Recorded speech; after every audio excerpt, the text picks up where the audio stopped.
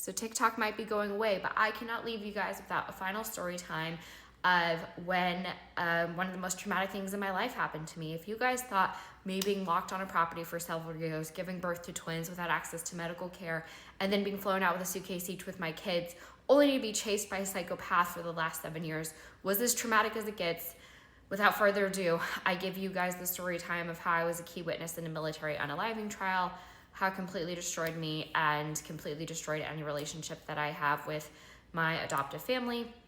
That was left, I guess. There wasn't much of a relationship with anybody, but this story is really difficult for me, and I share it only because the child who passed away deserves justice and never received justice, and I speak for her because she didn't deserve it, okay? So trigger warning, this is about unaliving. This is an unaliving of a child, and it was the most traumatic experience of my life. So I'm gonna start back to 2008. My daughter was born in 2008. I had a family member who raised me part of the time. They were my best friend, they were my protector, they were my everything, and they joined the Marine Corps as soon as they turned 18. Actually, when they were 17, they got shipped out. They did tour after tour, Iraq and Afghanistan, over and over again.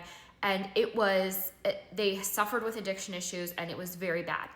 When I was a teenager, I was actually sent to live with them after the group home, and the abuse was horrific.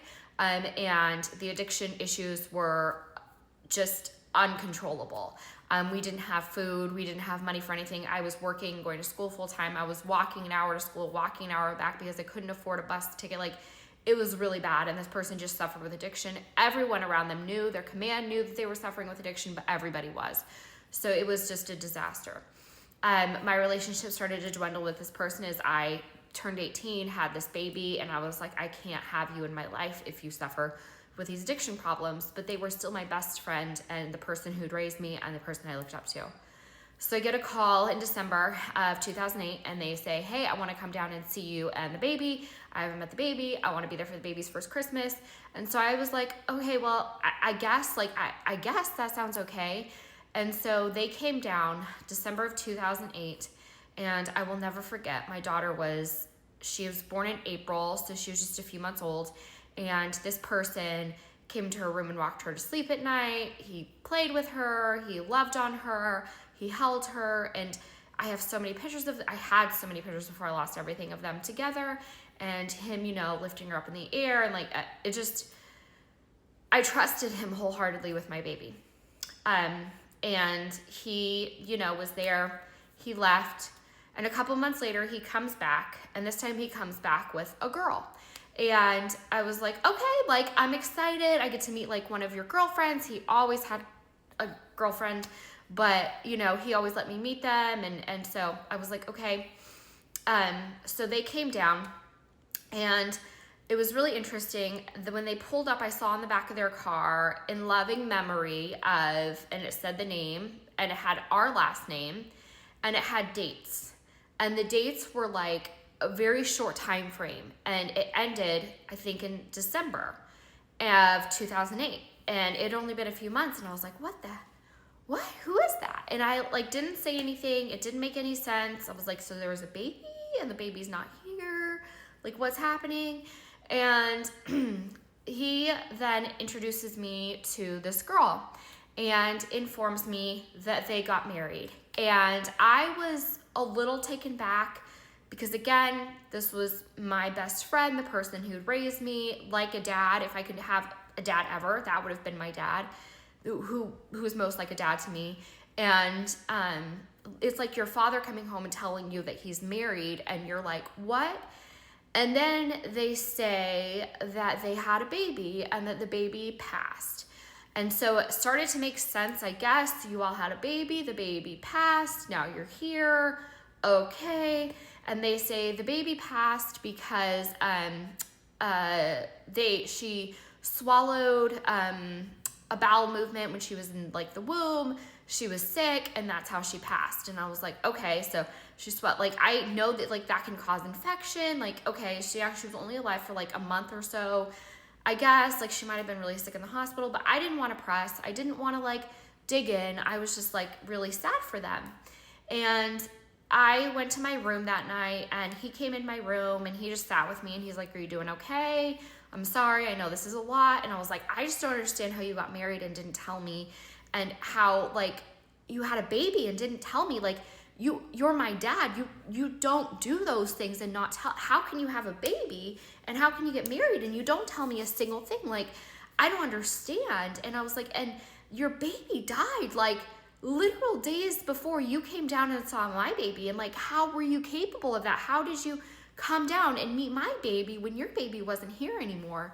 And it felt very there was something off, but I was like, you know, like the loss of a child is a lot. I just can't imagine.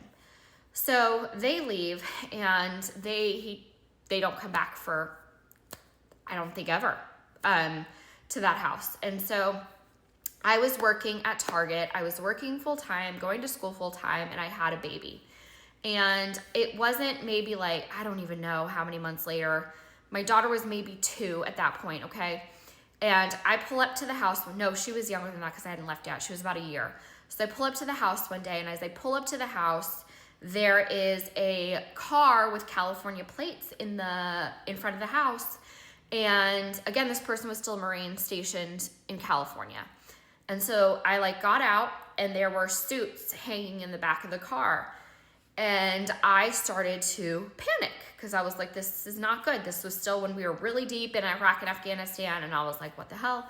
So I walk in, and when I walk into the house, my adoptive mother, who I was staying with, was sitting on a chair, and she was crying. And I walk in, and there's 2 guys in suits sitting on the couch.